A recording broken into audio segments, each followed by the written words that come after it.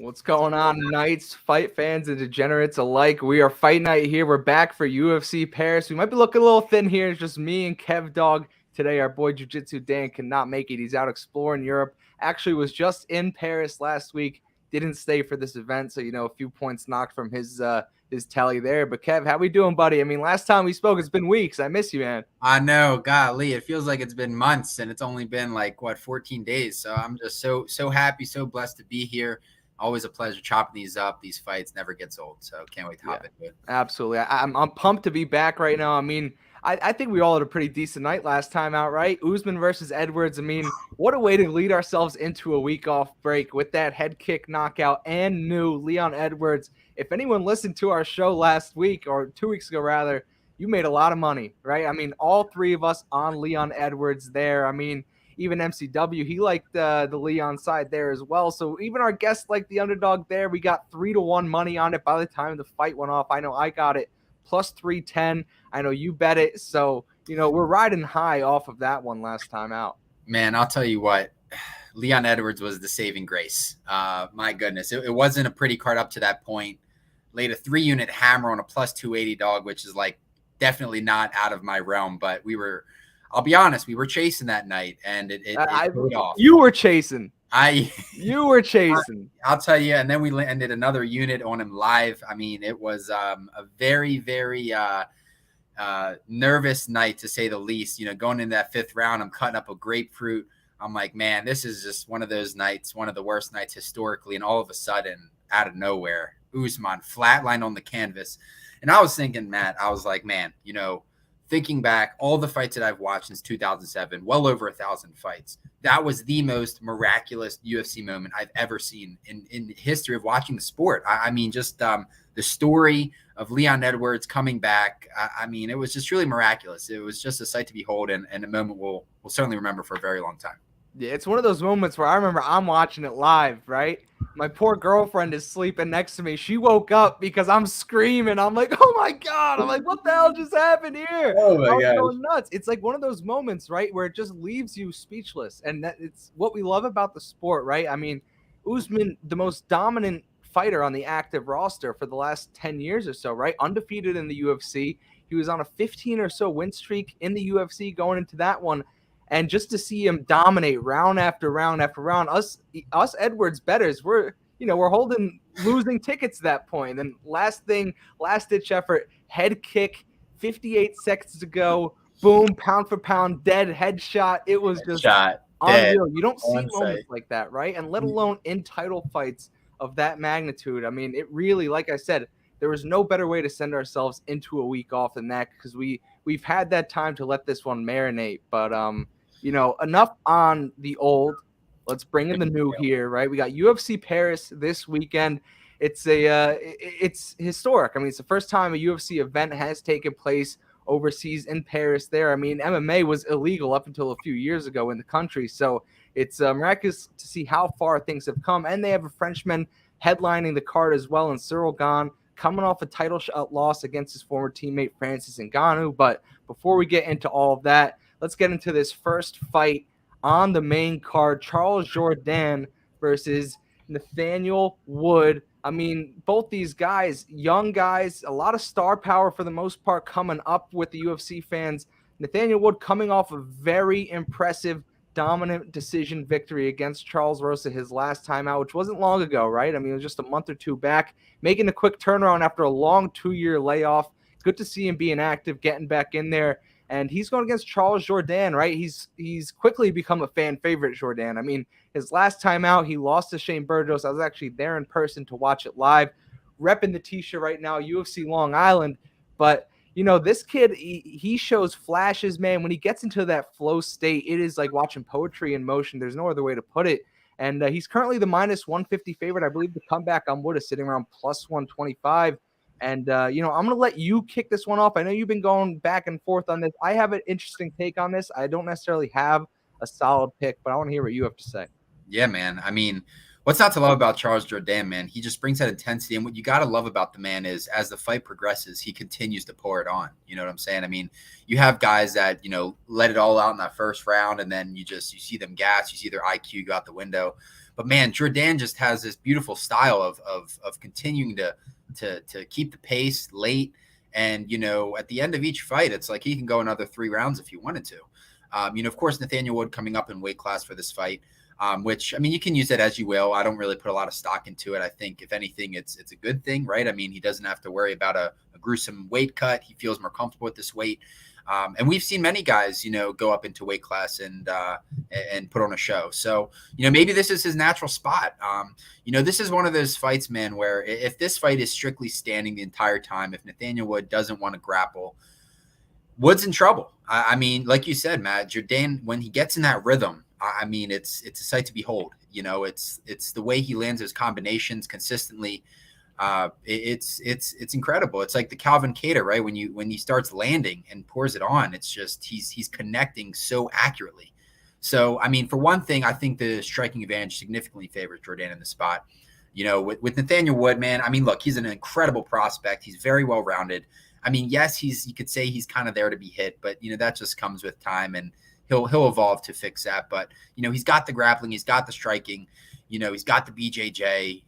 What I love about Wood is when he has those scrambles, right? He does a really good job with his hand control, multitasking in those sequences, which I really love. So, I think this is a very tough fight to handicap, right? Both these guys are very talented. Jourdain, I think, has the finishing upside in this spot, rightfully so. But man, if Wood can land those takedowns, if he can control this fight and fights how he wants us to go, Jourdain's just not going to find that harmony, which we've seen time and time again. So it's a really tough spot for me to choose a side. I think I'm more leaning towards this fight going the distance, if anything. Obviously, I think Wood maybe could finish him, but I doubt it. Jourdain is just so tough. He's got that dog in him, and he's just not going to go out easy. So, I like this fight to go the distance. Really hard to choose a side. I'm just going back and forth. I'm not going to place a bet on any money line on this fight. I know you were kind of leaning on the Jourdain side. I'm curious to hear your thoughts if you're going to keep that rolling, put your money where the mouth is.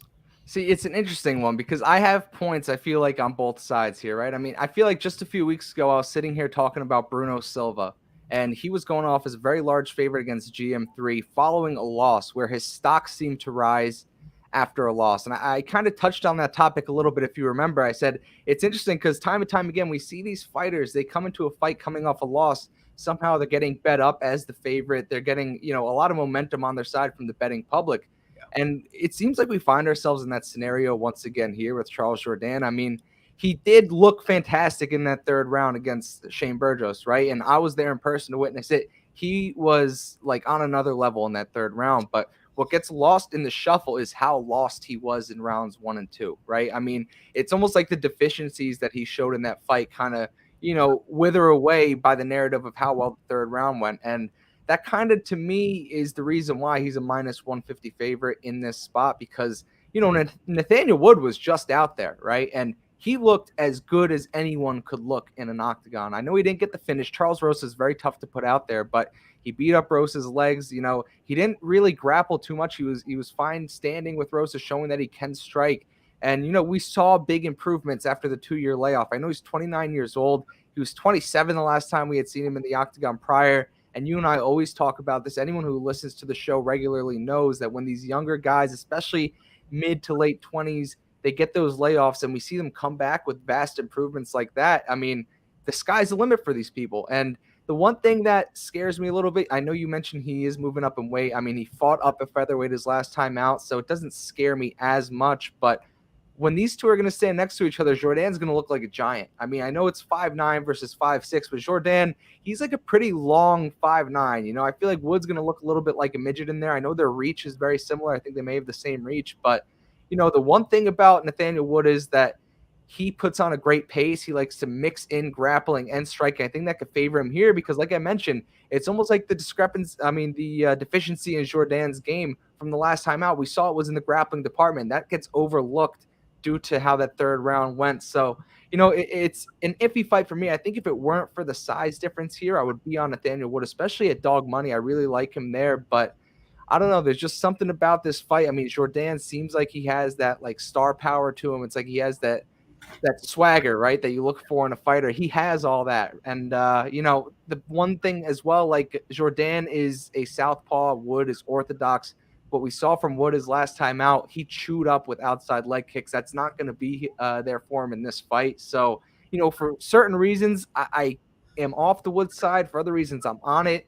Right now, as it stands, I'm probably not going to take a side in this fight. But if I did, I would definitely go with the underdog of Nathaniel Wood. I mean, it just seems like a no-brainer. When you're in a toss-up, take the underdog.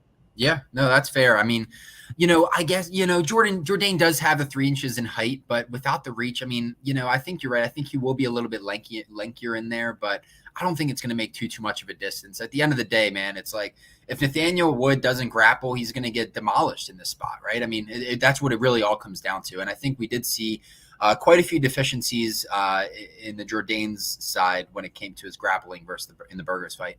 And mind you, that was only like 6 weeks ago. So I question, how much evolution, has. He's not going to have made a jump since then. But the one thing I will know is that Burgos is a massive featherweight. So it's like, is Wood going to be able to do that to him, being that he's a smaller guy coming into this? Like, I don't know how much of that is due to the size of Burgos, because we both know he kills himself to make that weight. I mean, I think in the PFL, he says he's going to fight up at lightweight because he's fighting multiple times a year. So that tells you everything you kind of need to know in the spot. But it's definitely an interesting fight. It's going to be a great fight, great way to start off the main card. I just don't know if there's a way for us to make money here. Yeah, no, I'm with you. And one last thing on this fight, Matt, both these guys, they're landing, you could say Jourdain's landing well over, 6 strikes per minute, but, on the Wood side, I mean, he's still landing nearly over 6, strikes per minute. So, I mean, both guys are incredibly active. It's going to be a very, very active fight, right? I mean, there's just going to be action left and right. It's not going to be anything passive. And yeah, man, I think this is Wood's fight to lose. I think that he has to execute a game plan where, if Jourdain just stands and bangs and defends that takedown, he should cruise. But I've seen some dabbles on the Jourdain late finish. I don't think that's a terrible look. I mean, we've seen Jourdain pick. I mean, you saw him in that 3rd round versus Burgos live. I mean, it was like a different animal. Yeah, I mean, he's the type that gets better as the fight gets going on, but that's also concerning because if he doesn't enter that flow state early enough, we saw it in the last fight, like he could just lose on the scorecards without the finish. So it's definitely a tough one, like I said, to make money on. If you have nothing solid, I know you favor the over in that one, but if you have nothing solid that you want to touch on, might as well move into the next fight with 2 newcomers, right? We have, let me make sure I get these names right so I don't mess it up. We got William Gomez taking on Gomi. Okay, yeah, versus Jarno Urins. So I think I got close enough on those, but these are 2 newcomers. It's a very similar situation that we saw in the UFC San Diego card, where you have 2 newcomers making their debuts on the main card, one of which is going off as a 2-1 favorite, and they're also a teammate of the main event. I mean, we saw that with Brandon Moreno and Yasmin Uregi on the UFC San Diego card. I do think that this matchup, though, favors Gomi a lot more than Uregi's matchup favored her. Just for the sheer fact that, one, Gomi is a great athlete. I mean, you just see it like exudes out of him, his athleticism. He like throws effortlessly, and it looks like it'll knock your head off if it lands. I mean, I know he throws some wild right hooks and whatnot, but his bread and butter seems to be wrestling. He wants to get you to the mat. He wants to ground and pound you, and that's his whole MO. And if there's one thing I saw in the Aaron's film is that he doesn't have great takedown defense. I feel like he can easily find himself in a bad position. And Gomi, he's a go-getter. He's going to try to pound your face in if he's on top of you. And I just feel like at 2-1 here, it's kind of justified. I get the situation. The UFC is a business. At the end of the day, they want to promote a new French fighter on a French card, main evented by a French fighter. So, in terms of that, it kind of makes sense to go on the Gomi side, but also inside the lines, the tape that I've watched, I really like him to win this matchup here. I feel like it just favors him everywhere. Yeah, no, I mean, you broke it down great. I mean, with Aaron's, I don't think that he has the highest of IQ. I mean, we've seen him in his regional scene throwing really weird, awkward kicks that are just wasting energy, if you ask me, right? We've seen him get taken down quite a few times with not much urgency to get right back up. So, a lot of red flags on the Aaron side, right? And on the Gomi side, of course, technically fighting out of France, but does have the Senegal blood in him. So you already know he's got that African savage, right? That athleticism, that electricity, that urgency. that explosion, right? I mean, that's what he is, the Jaguar, right? I mean, that's a perfect nickname for this man. He smells blood, he goes after it. He's got nasty ground and pound. If he can get on top of you, it's tough to get up. And a really green fighter too, very green. Yeah, well, definitely, right. And Gomi, though, he had I did see a few takedowns on his regional scene. So if you can take Aaron's down, ground him out, I think Gomi KO is definitely live in this spot. Obviously with the French crowd behind him, training with Cyril Gane. I mean, all the boxes are checking off to take Gomi, right?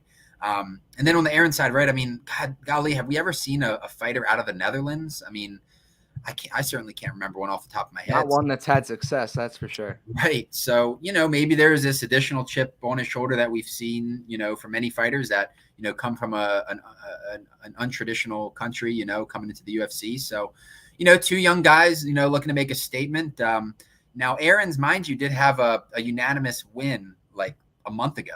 And he's actually a late replacement for this spot. So, who knows? Maybe he's getting rushed into this and he's not ready, and Gomi just runs over him. I do favor Gomi here. I just can't imagine taking Aaron's. Maybe if this fight is in Vegas, it would be a consideration. But all the reasoning is to take Gomi in this spot. The line's at -215, so I don't know if I'd feel comfortable dabbling that sort of line. But I think you're getting the KO at plus money. I don't think that's a terrible look. So we'll see. Nothing official with this fight yet. Because there's just so much uncertainty, right? I mean, both guys, like you said, Matt, they're so green. There's no reason to force anything, right? So yeah, I mean, I agree. I do think I probably will wind up taking a Gomi play at -215. I don't find it to be too wide. Like I said, we just saw Uregi the last month going off at a very similar line, and she got the job done. Albeit it was a very close fight. I don't think that Aaron's presents the same challenge here, because I do think Gomi does have a very clear path to victory. I mean, those takedowns are going to be huge. And, if we've seen anything from Aaron's, it shows that he will find himself in a bad position, most likely. So -215, I'm okay throwing that in a parlay. I'm okay taking it straight.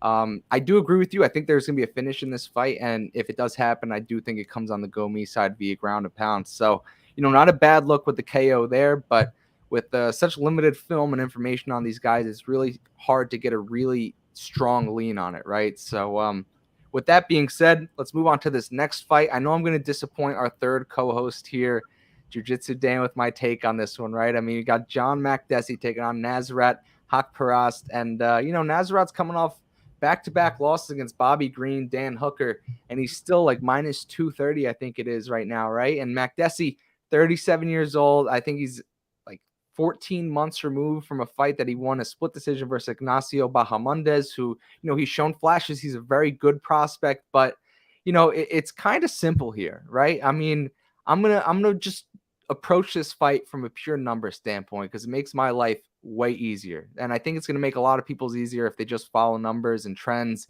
and, end up profitable long-term. So here we go. Big favorites in the UFC, right? That's considered over 65% probability on the betting line, right? So that would be about -188-ish. They win 74% of the time with a +3% ROI. And the reason that's important is because Nasrat Haqparast is -230. So he's well over that 65%. It's a probability of 69.7% that Nasrat wins this fight according to the bookie lines, right? So that's one statistic in Nasrat's favor. Another one. Southpaws win 52% of the time against orthodox fighters. In this fight, Nasrat Haqparast is a southpaw. John Makdessi is an orthodox fighter. So there's another thing in our favor. Now let's move on to the most obvious one, the age difference, right? Nasrat Haqparast, 9 years the younger fighter than John Makdessi. Fighters that are 9 years younger win 68% of the time. As I mentioned before, the probability that Haqparast wins according to bookie lines is 69.7%. So we're right around that number, and we're adding in other elements that boost that number up for us, right?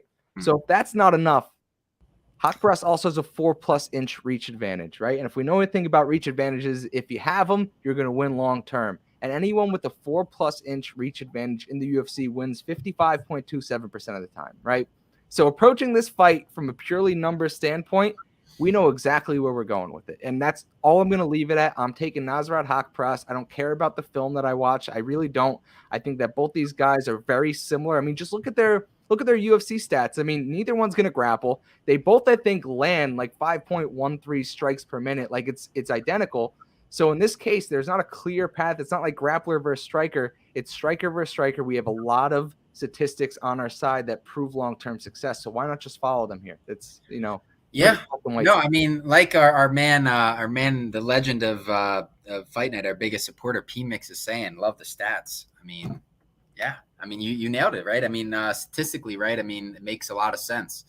But man, I don't know, man. Haqparast, I'm just not really sold on this, man. Like coming into the UFC, he was a pretty sound prospect, right? But hasn't really lived up to expectations. Got his absolute butt kicked versus Bobby Green.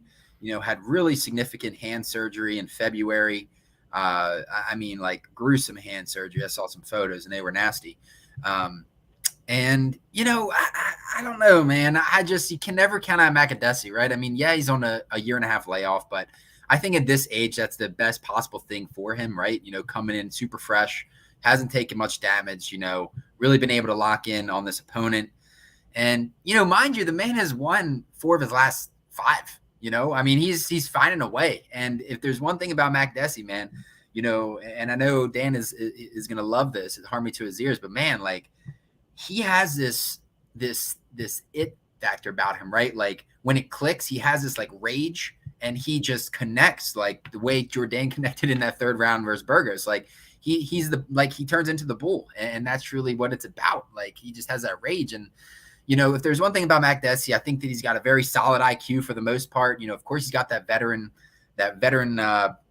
aura about him. I mean, the man has been in the UFC since 2010. I mean, if you're looking at the entire UFC roster, I can't imagine there being more than 6 to 8 fighters, from that era that are still on the roster. So you got to give a lot of respect to Makdessi. I'll be honest, I haven't really seen much of a decline from Makdessi yet. Maybe this is the spot where we see it, maybe not. But if there's one thing about Haqparast, I've just been very, very disappointed with his performances last few times out. Yeah, I mean, he's fallen short the last 2 times, to put it lightly. Right. It's just, I feel like I have a lot of strong trends in my favor here. And to your point, I mean, Makdessi's been in the UFC, right, in this division for about 12 years now, right? He, at this point, I mean, I know it kind of sounds like conspiracy and stuff, but the UFC at the end of the day is a business. They're trying to make money. Guys like John Makdessi are bad for business. They are old. They have no shot of, winning a title. They're not a pay-per-view draw. They don't have star power. They fight once a year. They disappear. They come back. Like it's bad for business for him to keep beating up these younger guys like Ignacio Bahamondes, for example. So I feel like at any given point, like the UFC is going to try to make matches that, are less favorable for guys like him. I know it sounds a little bit crazy, a little wonky, a little like I got my tinfoil hat on, but at the end of the day, like it's a business. Like Haqparast, he's a young guy. Like he's obviously got the Middle Eastern ties as well, if I'm not mistaken. So that's a whole market there that they're trying to reach now. And it's, looking at it through that lens, like Makdessi's bad for business. I have all these trends on my side. Like I feel very, very comfortable taking Haqparast here at -2. I mean, it's like it's bad for business, except if the fight is in Canada or in France. But he's not a draw in Canada. Well, I mean, but he has that. Well, I mean, he's technically not, but he has the Canadian blood, right? He's Canadian, yeah. He comes from a part in Canada that speaks a lot of French, so that's the reason why he's on this main card. So maybe we see something miraculous. My play on this fight is split decision 4-1. I think that this fight is that they both have styles that are very similar. It's gonna be hard to score. Makdessi does plod forward, so in terms of judges and optics, like it kind of looks good on scorecards, but I wouldn't be surprised to see him get knocked out. I think I mean, we'll see, but I'll tell you, I don't think either of these guys. I mean, Haqparast hasn't really shown any evolution. He doesn't really show much of a pure finishing threat. I mean, I think this fight is most definitely going the distance. I just don't see a world where someone gets finished here. And if it does, it's definitely in this first round. But I really like that 4-1. I think it's good value. I think that the fight being in France, we could see a super, super close round. Then we can see a weird fight, a weird round where one judge scores it for the opposing fighter. I really like that play. I feel really confident on it, and yeah, so I'm rolling with it. Split decision 4-1. Let's rock and roll. As long as it goes Hawk favor, I'm okay with you getting the split decision. But well, man, I'm sure Dan won't be too happy on that one. Yeah, for other viewers wondering who Dan's on, it's pretty obvious. There's a Canadian in the fight, so he's on John McDessie here at the plus money. But let's move on to this next fight. Right, it's a another fight here that I know we were going back and forth on. You and I chopped this one up before. You have Alicio Di Chirico taking on I forget the guy's first name. Roman Kopylov, right? Yes. You got one Italian going against a Russian here in Europe and France. So pretty even line here. I think it's a coin flip, -110 on both sides. Di Chirico, man, you and I spoke about this. His last time out was one of the scariest knockouts, in the past few years. Not just, the fashion in which he got knocked out, but how he reacted to the knockout afterwards. Had no clue where he was, couldn't even stand. This guy was falling over, head kick, boom, headshot, done. It was just, he was done for, right? And then not to mention, just like 2 months after that, he got full reconstructive ACL surgery. That was 9 months ago from right now. And, we spoke about this, right? He is not a mobile fighter to begin with, right? He doesn't have good mobility. He's not elusive. He doesn't move laterally at all. Not even like he does a little bit. He doesn't move laterally at all. Mixing in an ACL, full reconstruction coming into this one. Jesus, take the wheel. I don't love it. This guy hasn't had much success in the UFC aside from his head kick knockout over Joaquin Buckley 2 times ago. That was following a 3-fight losing skid. We saw the emotion he was overcome with after he got that win. I spoke to you about this. That almost seemed like the peak of his UFC career, right? Getting that win when he knew he was on the chopping block, but I feel like he's still on that chopping block. He came out, got knocked out in 17 seconds his last time out.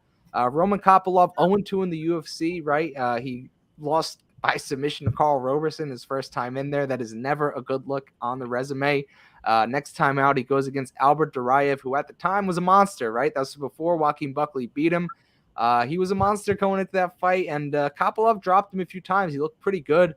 Grabbed the fence, got the position reset, found himself on his back for the entirety of the second round after that, which I think really turned the tide on the entire fight there. I mean, Kopylov had success in the fight. It's not like he got dominated. I know the scorecards weren't kind to him. He was pretty beat up due to that second round as well. But like I mentioned, he knocked down Duraev a couple times in that fight. I do think that Kopylov is the faster fighter. I talked to you about this. I think that he has more power as well. I think he's more elusive. And I don't really see a grappling threat from Di Chirico coming into this one. I mean, even if he does, Kopylov has 83% takedown defense thus far. I'm not in love with the play, but at -110 a coin flip, I'm very comfortable taking Kopylov here. I feel like he's due. I think he was undefeated maybe coming into the UFC, right? He lost his first 2, and now he's on the grind back. He finds himself in a similar position that Di Chirico was when he fought Joaquin Buckley. So, I don't really love anything on the Di Chirico side. I think Kopylov could get a finish here. We never know how fighters come back from serious knockouts like that. I mean, it was just a year ago. As I mentioned, ACL surgery in between now and then as well. So not a lot to like on Di Chirico here. It's more so a fade on him, if I'm taking the Kopylov side, but it's not a blind fade. There's reasons why I like Kopylov, like as I mentioned, the speed and the power advantages. Yeah, no, I mean, you broke it down to the T, man. I mean, Di Chirico, I mean, there's just, I don't know. I'm watching his tape, and it's just nothing to be pleased about. I mean, the dude's 4-6 in the UFC. He's lost 4 of his last 5. It's like he's getting the the Sam Alvey treatment for staying in the UFC. But yeah, no, I mean, I just don't really like what I see in Di Chirico. On top of getting sent into the shadow realm within the last year, on top of an ACL. I mean, you said it all with the ACL surgery, and with a guy that fights so flat-footed that there's just not much head movement. It's just he's just there to be hit. Every time he throws a kick, he leaves a wide opening to be hit. So, I think Kopylov can definitely take advantage here. I think it's definitely going to be a striking affair. I don't really foresee Di Chirico, getting in close and grappling here. And like you said, if he does, I think Kopylov is going to be able to hold his ground. He has that combat sambo style. He's not like your traditional Russian fighter, right? I mean, he doesn't really utilize much wrestling. No, he's a striker. He's a striker at heart. Right, pure striker. He's got a really nasty low leg kick. He's got a variety of combinations. The way he's able to go like a double jab to a high kick, he mixes it in very well. And, put the stock in those losses like as you want, right? I mean, Carl Roberson in 2019. This was when, Roberson was on the come up before he crapped the bed in the UFC. And then Duraev is no tough out either. So, mind you, that Duraev fight was 11 months ago. If I'm not mistaken, Kopylov, he did take some damage in that fight, but I don't think any like massive surgeries. I think it was all cosmetic, Yeah, that's what I'm saying. It's all cosmetic. So, in 1-2 months after that fight, he was evolving, getting better, improving his craft, where I don't think I can say the same about D. Carrico, right? I mean, the guy has a very close relationship with Marvin Vittori. I mentioned to you this earlier, Proto. I have this phenomena, this theory that D. Carrico is rushing to get on this card to be with his buddy. And I don't think it's going to play well here. I think that Kopylov is due, man. I mean, like you said, 8-0 coming into the UFC. He's been in the UFC for 3 years, 0-2, and God, he's so due. Like you can tell the man. I mean, 31 years old, he's got something in him, and man, if he can just avoid like that one single kick from D. Carrico, I think he cruises here. I really do. I just think that he's got much more crisp, much more technical ability on the feet, and that's where he wants to be. He wants to strike. And so, I think Kopylov should roll here. I'm not convinced to say he's just going to knock out D. Carrico. I could see a close decision where he just narrowly edges him out by volume. But, I do lean Kopylov in this spot.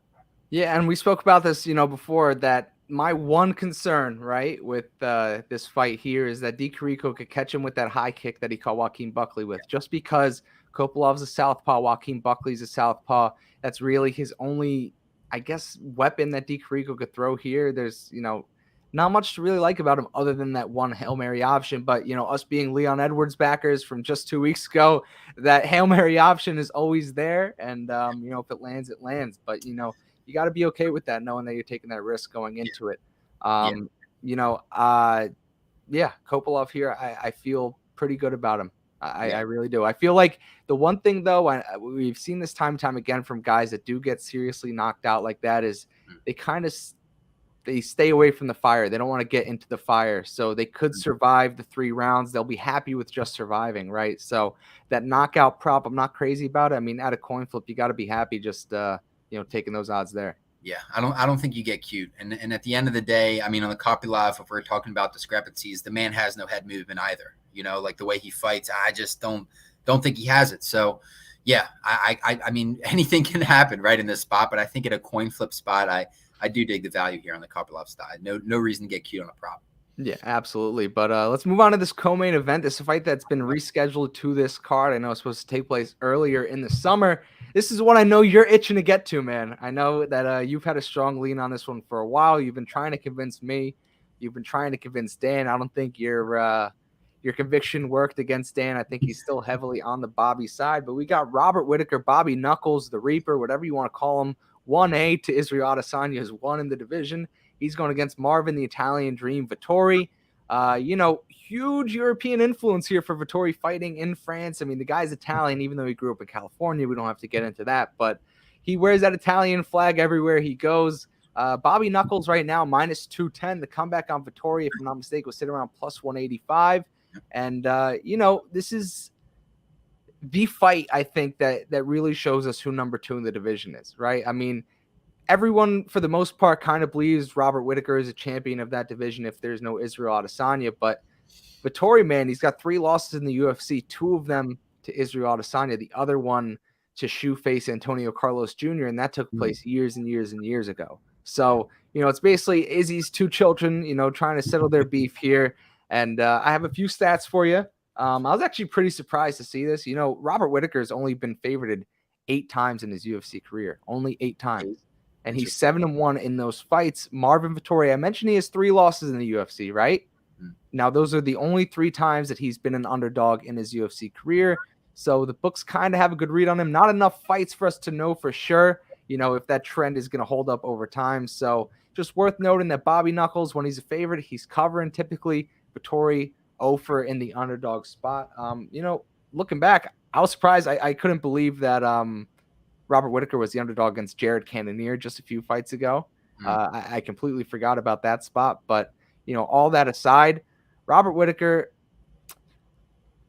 we've talked about this, right? He's 31 years old, but he's a very old 31. He's fought tons of fights in the UFC.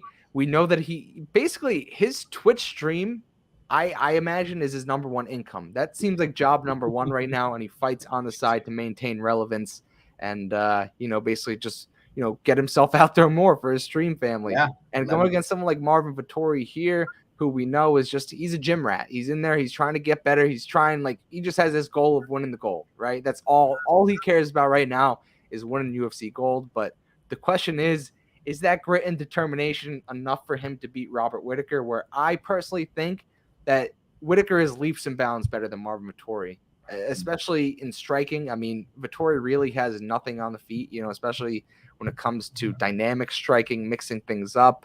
He's pretty one-dimensional. Get you against the fence, try to get you down, and then hold you there with some slight ground and pound. I mean, I don't think this guy has a knockout win in the UFC. I think both his finishes have come by submission so far. So we're at really no threat of him winning by knockout. Now, I know you mentioned that you might be taking a saucy Vittori submission here. I don't see a world in which that happens. I feel like if Robert Whittaker was able to so easily handle a Kelvin Gastelum, he beat him 50-45 on scorecards, where Gastelum has dynamic striking. He has heavy hands. I think, I don't see him struggling with Vittori here. I think he's a better wrestler. I think he's a better striker. I think he's a smarter fighter. The only question I have is who has more to gain? I think Vittori has a lot more to gain here. I think Robert Whittaker, if he wins this fight, it's okay, yeah, we knew you were number 2 in this division all along, right? What else does he do from here? He's mentioned moving up to 205. It's almost like he's stuck in a rut here. So that's the only reason why I would have hesitance backing Robert Whittaker here. I know you have a strong lean on the other side, so I'm going to stop talking. I'll let you get to it on Marvin Vittori. No, man. I mean, look, these two guys, call it Izzy's children, Izzy's stepchildren, whatever it is, but that's just how it is, right? It's just hilarious to think that Izzy beat both of these guys twice in the UFC, and here they are fighting for who's there to be next in line, right? Look, I have a lot of respect for Robert Whittaker, man. He's the Reaper for a reason. He's been at the top of this division, for many years. There's that meme of the Grim Reaper going and knocking on each door, right? And he just slaughters each one. That's just who he is, right? But like you said, Matt, at 31 years old, I do have some questions. How much hunger does he have left? After you've lost to the champion twice, coming off the loss to Izzy, already talking about going up in weight class while you still have a match in this division. Just a lot of question marks, a lot of red flags, in my opinion. If there's one thing about Vittori, he's extremely tough. He's very durable. The chin on that man, you can hit him with a sledgehammer and he's going to stand upright. There's just something in that Italian blood. Must be their pasta sauce or something. But whatever it is, he's got the juice. Baby. Yeah, they might be sprinkling the PEDs and the tomato sauce. That might be the new innovation of performance. I'll take some. I'll take 3 plates. You kidding me? Oh my gosh! But look, I if there's one thing about Vittori too, look, he's not the smartest fighter, right? He does make boneheaded mistakes. I think we've seen many times where he may have his opponent compromised and he just doesn't capitalize, or he gets thrown into getting taken down, and so there is that to be said. But, if there's one thing about Vittori, man, he is continuing to evolve, getting better, improving his game. And, obviously coming off that win versus Paulo Costa is huge. After losing to Izzy, coming off a win now in this spot, I think he's coming in with a lot of momentum. He has this intensity, this psychotic personality that he's just going to eat you alive. You know what I'm saying? He's not going to take no for an answer, And, I think at plus 180, I think you're getting really good value here. It's ballsy to say the least, betting against Whittaker, at 31 years old, all the guys he's beaten, just the pure dominance that he's shown in the UFC, former UFC middleweight champion in 2017. So, at the end of the day, hats off to Robert Whittaker, man, Bobby Knuckles. He's got my respect, but man, I just think that this is Vittori's time. Of course, with this being in Paris, I think that favors Vittori tremendously. Just that energy in the arena. And I think Vittori still has his chip on his shoulder, even though he got demolished by Izzy twice. It's funny because he still thinks that he won those fights. That's just the type of psychotic dude that he is. But man, I don't know. It's just one of those visions, man, those gut feelings that just feels right. And I think that you're getting really good value on the Vittori side. And yeah, to add a little spice, I love the I like the submission at plus that. Yeah, I'm glad you changed love to like there because your credibility is on the line. Like I get Vittori only has a handful of submissions in the UFC, and it only takes one. I think Vittori's probably going to be the one initiating the grappling exchange, I would imagine. Yeah, I think so too. You know what I'm saying? And if he's able to land like some form of a takedown, grabs a leg or a trip or single leg, anything, man. I mean, it only takes one for Whitaker to try to get back up, and Vittori chokes him out. And I think with this arena, with what's at stake here, Vittori just he can't afford to lose in this spot, right? Like he loses here, what's next? He takes a guy that's like 7th, 8th, 9th over, in the division. And then again, I also think, not to get off on a tangent, but whoever wins this fight, do they just get the winner of Izzy Pereira? Because like if Izzy loses to Pereira, gotta imagine Izzy's getting an immediate rematch. I mean, I can't imagine a world where they're just gonna jump ship to someone else. So I mean, I guess maybe whoever wins this fight just sits it out for like a year, because obviously with the Izzy Pereira fight, which we'll be in attendance for, who knows? So yeah, man, I'm rolling with Vittori here. I feel good about it. I love Rob. I love Bobby Knuckles, but this is the Italian dream, and this is Vittori's time to shine. Yeah, I mean, I don't think either of this fighter has anything to gain from this fight. I feel like they're just stuck in that number 2 role. They both lost to Izzy twice in the UFC so far, so it's kind of difficult to set them up for a third fight there, being that they're 0-2 in both. It's not like the Max Holloway, Alex Volkanovski, trilogy where, one of them was heavily contested. My issue with Marvin Vittori is his inability to adapt mid-fight. I feel like we saw it in the Izzy fight, right? He was going to the clinch even up until the final bell. He knew, well, I guess he didn't know he was down on the scorecards because he thought he won the fight. But up until the final bell, he's just grabbing onto Izzy, holding him against the fence, not going for a finish, just content to hold him there and punch him in the thigh. So we've seen it from Vittori over and over again that he doesn't adapt mid-fight. And against someone like Robert Whitaker, you can't just come in with one singular game plan and expect to implement that throughout, regardless of what comes on the other side, because Robert Whitaker is a dynamic fighter. He could grapple you, he could wrestle you, he could strike, so it's like you have to have a plan A and plan B. And I feel like Vittori is not the type of fighter to go about his business that way. It's almost like there's plan A. I'm sticking to plan A, whether I'm doing poorly at it, whether, it's succeeding. But the one thing is, actually, I have 2 things that give me hesitance on Robert Whitaker. One of which is a 3-round fight. I think that favors Vittori a ton because, like you said, he could land a takedown there, right? Stay on top of him for an entire round, and there's a round in the bank. Then Whitaker only has 2 more rounds to make up for it.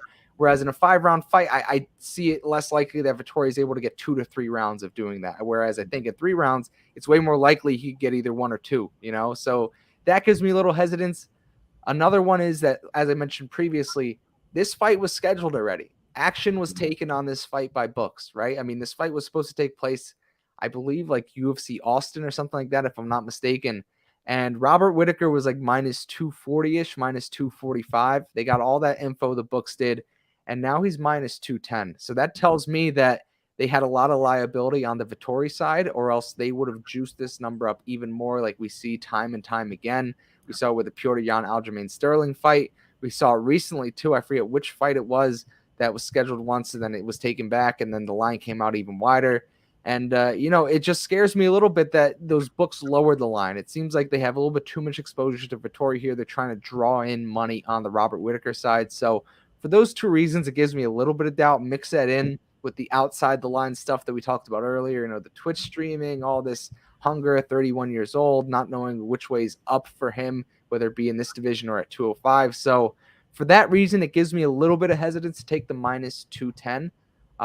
This fight's going the distance. I'm not sure exactly what the line is on it, but it's definitely going the distance. If this one goes within the distance, I'll do a shoey on cam, whatever it is. If it doesn't go the distance? If it doesn't go the distance, I'll do a shoey, but I think it's going the distance. I feel on the lines for like minus 250 or something like that. I'll tell you here in a sec. It's got to be wide. And, if it's under minus 300, it's a great parlay piece. Yeah, right? It's 250. 250? The distance, yeah. That's a great parlay piece. So, I mean, right there, that's probably my best play in this. I'd much rather take the over, at minus 250 than Robert Whitaker at minus 210. Although I do see Whitaker winning this fight. Not sure I want to put money on it, Yeah, man. And, I just think psychologically, you come off the loss, you have this Twitch stream, You just think of like the fight camp, just the fight camp itself with all of the fights that Whitaker has had, in his UFC career. I really question how much hunger he has, man. I don't know. I love Whitaker, and like, I'm trying not to allow the dominance that we've seen of Whitaker, from say 2013 to 2018, going on an 8-9 fight win streak, to deter this spot in 2022 versus a guy who's incredibly, incredibly hungry. I mean, just the intensity. So yeah, I'm big fade on Whitaker this week. I love the guy, but I don't think this is his time anymore, man. I think this is the time where we're really going to see maybe not a significant decline, but just a step back. Yeah, and we all know how much it matters in this sport specifically, to be all the way in, right? And when you start questioning that on a fighter, that's when they start having little success. But before we get into this commercial break and into the main event, I want to ask you this, because this is what I feel like this matchup is. If this were the welterweight division and you had Colby Covington fighting Bilal Muhammad, who do you think would win that fight? That's a really good question, because I think Covington would be most definitely have the volume. But then Bilal may outsmart him, by, taking on the minutes. I lean Bilal. I think that he's more well-rounded. So then your Vittori bet makes sense. Like, I feel like this is very, very comparable situation. You gotta give me a trick question. No, I'm just, it's something just to reinforce your belief, I think, because I feel like it's very similar. You have a clear 1A of the division taking on someone that's purely wrestler dominant, coming up, sitting around that number 2, number 3 mark in the division. So just felt I had to ask you that question. I personally would take Colby Covington, so it kind of makes sense why I'd be on Robert Whitaker. But guys, we're going to get into this main event real quick. And before then, we got a quick commercial for you. This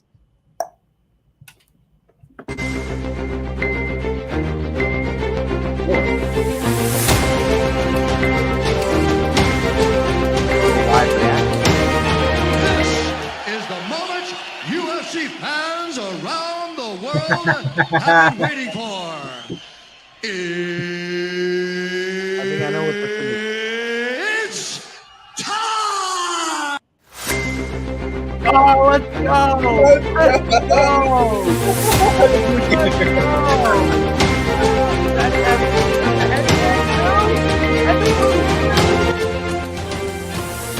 That's amazing. That is, guys, for those of you watching that don't know what this is a Hasbulla Hasby NFT. This is a 1-of-1, right? So this is specific to fight night. Wow, I'm in shock. I want to say thank you to P-Mix, and I believe GWR as well. I think they were the 2 guys behind the scenes getting this done. Guys, thank you so much. This is really cool. I'm very happy that this was happening. We got our live reaction too. This is sick. Oh my gosh, I'm ecstatic with joy, man. That's amazing. Oh my god, like this for one, Hasbulla is like the spirit animal of fight night. Who doesn't love Hasbulla? Everyone in the MMA world loves him, and it's just a monumental thing that we're popping off memes whenever we're cashing bets of Hasbulla. And we came across this Hasbulla NFT project. We think it'd be a wonderful partnership down the road, just because their whole community is all MMA fans. We've been preaching, for the 1-for-1 Hasbulla for some time. The community council declined it several times, but fantastic. PMix, GWR coming through. Thank you guys so much. Yeah, thank you guys. That just shows the strength of the community, right? Thank you guys for believing in us and trusting us, with your money every Saturday night. That is really cool. I'm glad that we got to, uncover that live together. All the details are sick. I cannot wait to print t-shirts of that and get one for myself and everyone who I love. They're all going to be wearing Hasbulla 1-of-1 fight night t-shirts, hats. We're gonna get everything done, bro. It has the championship belt, the headband, the blue Gatorade, the fight night background. To the T, guys. You guys did a wonderful job. So thank you guys so much. Super. Thank you. Awesome. But there's our boy P-Mix right now in the chat. Thank you, P-Mix. You are the man. Still no mercy in Dynasty football for you. I'm still coming after you. T-shirts coming, UFC MSG. Absolutely. We'll all be there. I hope we're all wearing our Hasbulla 1-of-1 fight night shirts for the attendance there. But really cool. We don't have much more time to get into this main event, so let's get into this headline fight, and we'll celebrate this NFT later. But we got, I believe, the biggest favorite on the card, right? Cyril Gane taking on Tai Tuavasa. Cyril Gane around like minus 520-ish, I want to say. The comeback on Tai Tuavasa probably like plus 410, plus 420-ish. Very interesting fight. I mean, Tai Tuavasa, I believe, is ranked number 3 in the division. Morning Brew, yeah, you need a t-shirt. I want to see you wearing that on Yankees when they're winning the World Series. I want to see you wearing that t-shirt on your live stream the next day. But this is an interesting fight here, man. I mean, Cyril Gane, the most fluid heavyweight on the roster, probably in the world. No one moves like this guy at 240 pounds. This guy fights like a lightweight. It's like unlike anything I've ever seen before. This guy, speaking about flow states that you're tapping into Charles Jourdain before, Cyril Gane, man, when he got that movement going on, you can't hit him. He'll get out of the way. He'll pop you back with 3 shots before you can even think about throwing one of your own off. He is just like the new wave of UFC heavyweight champions. And, he's coming off a title loss last time out against Francis Ngannou, and it was all a mental lapse that pretty much led to him losing that. He was up 2-0 going into the third, lost 3 and 4, had a chance to win round 5, goes for an ankle lock, loses position, winds up losing the belt, losing the fight to his former teammate. This is the first time we've seen this guy in action since he got that 0 moved from his record. So interesting to see how he bounces back from that. Tai Tuavasa is on a run of runs. The guy, I believe, has like 14 knockouts out of his 15 wins. And he's coming off a knockout of the Black Beast, Derek Lewis, knocked out Augusto Sakai before that. Had 3 or 4 knockouts prior to that as well. So this guy is on a run in the heavyweight division, finds himself in the number 3 slot in what should be a title eliminator fight, but odds are stacked against him. I mean, plus 440. I spoke to you about this, Kev. I'm in the belief where in the heavyweight division, first of all, there is just an insane amount of, I don't even know what the word I'm looking for is, but anything can happen at any moment, right? I mean, it's like one punch ends everything. And I told you this, Kev, in a heavyweight fight, I think the only person that should be minus 500 is Daniel Cormier. And I asked you this question off air. I said, Francis Ngannou fights, who is he a minus 500 favorite over right now? And we struggled to come up with answers. You said Shamil Abdurakhimov. I said Tanner Boser. We're thinking about guys very low on the totem pole, right? Yet here we are. You have the number 3 fighter in the heavyweight division going off at plus 440, plus 600 by knockout. That's his bread and butter. Pretty much the only way he wins fights is by knockout. So I'm going to struggle with betting this fight because I know I shouldn't bet Cyril Gane at these odds. I think he wins. I think he's a much better fighter. I feel like Tai Tuavasa is riding a wave of recent success that is kind of overblown. He's kind of overperformed to the market as well.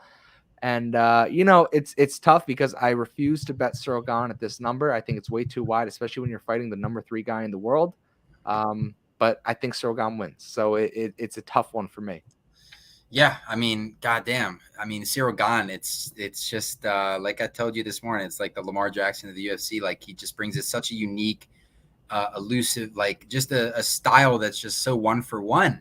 You know what I'm saying? Like he moves like a lightweight. He has a side stance. I mean, he's so agile. If there's one thing about Gane, though, the way he fights, he keeps his hands extraordinarily low, which is a slight concern versus a guy in Bam Bam. He's so fast. But he's so fast. He can get out of the way quickly. But, you can never count out Bam Bam Tuivasa. Mind you, for the record, you already put your shoey bet on the table with the Vittori fight to not go the distance. If Bam Bam pulls this off, I think we should all do shoeys. Well, it's a different story because it's a shoey king. If he wins this fight, I feel like everyone that's a UFC fan should do a shoey. 100%. And that'll happen if he does get the job done. But I'll do it wearing my Hasbulla t-shirt. How about that? I'll tell you, man, this is such a tough task for Tui. I mean, look, he's knocked out 14 of his 15 wins. He's on this incredible run. But, man, if you're talking about like a target to land on and knock out flatlined, I mean, Gane is incredibly tough to do it against. It's like if you're going out hunting and you have like a wild moose just like laying 10 yards in the distance, as opposed to like a little squirrel that's like 120 yards in the distance. Like obviously it's much more unlikely to hit the squirrel, but it's just going to be a tough matchup for Tui, man. I think this is a round 1 or round 2 bust. You mentioned a line earlier this morning, Matt, which I really love. It's Gane and over 1.5 at minus 175. I think that's really solid. I just don't envision a world where Gane is getting flatlined here. I would be extremely shocked if Tuivasa gets his job done, right? I mean, you mentioned this new era of championship contenders or new era of heavyweights. I mean, Tuivasa is like the old generation of heavyweights, right? I mean, just that stand and bang, an extraordinarily amount of fat that is unnecessary, not much athleticism. When he gets the win, he does a little jiggle, and he's got his muffin top wiggling all around, doing the shoey on the octagon. But yeah, no, this is such a tough task. Like in Paris, I mean, goddamn, if Tui knocks him out. I mean, Tuavasa knocked out Derek Lewis in Houston, so I mean, right. So yeah, no, I mean, he could be coming for it, but man, I think it's one of those things that, man, if like Tuivasa wins, I think it's terrible for the UFC, man. Like Tui, like this guy. Think about his social media following. I mean, coming out of essence, everything about him is likable. Yeah, but I mean, let's be real. He's not going to be a champion in the UFC. No, but I think it's a win-win situation. I don't think the UFC kind of favors one guy in this spot. Yeah.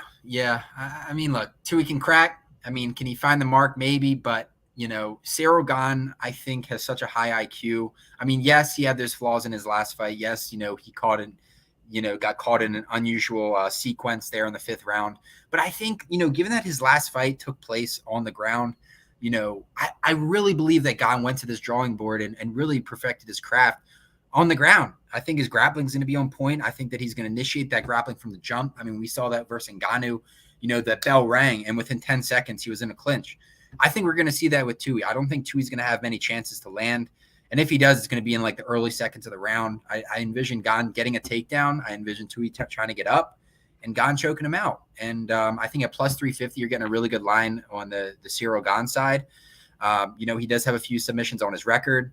Again, he's continuing to evolve, continuing to get better and show different wrinkles. And I think we're going to see that on Saturday. So I do expect Tuivasa to get choked out here, tapping out, and the rest will be history. So I know we got about 2 minutes here. So that's really all I had to add on this fight. I like the Gane by submission. That'll probably end up being my play here in this spot. But other than that, ready to cash in, man. Ready to cash in.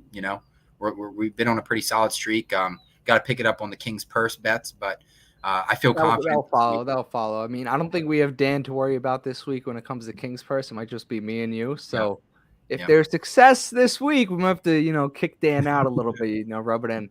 But that Gane and over 1.5 at minus 175. I know we spoke about that. You just brought it up. That's a decent line, right? I mean, you're getting a minus 500 plus favorite, down to a playable number at the very least. You just have to sweat 7.5 minutes. And I believe maybe one of Ciryl Gane's fights in his professional career has ended before then. Maybe it was 0. I can't remember off the top of my head, but I know that it was favorable for us if we took that line over 1.5 because he's not a fast starter. I spoke to you about this. He kind of likes to get his reads early in the first round, pick up on what his opponent's trying to do, and then he'll build his game plan out from there and, really start to add on.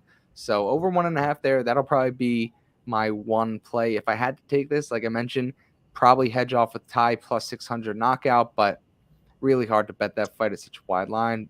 Without, us going on any further, I know we have a tight deadline here, about 30 seconds left. Just wanted to say thank you all for tuning in and watching. Sure. Thank you to PMix, GWR, everyone behind the scenes that helped get that NFE done, the one-of-one Hasbulla. I'm very excited about it. I know Kev is. Yeah. And, I just hope everyone stops by in the Discord this weekend, pops off with us. I know the last time we had a fight card, it was crazy in that. You got 20 seconds, Matt. You got 20 seconds. I'm trying. I got so much. Leave me 5 seconds. I got so much gratitude. But yes, for sure. Let me wrap this up. Thank you guys again for tuning in. We'll see you guys in the Fight Night Discord on Cash in. So weird, baby.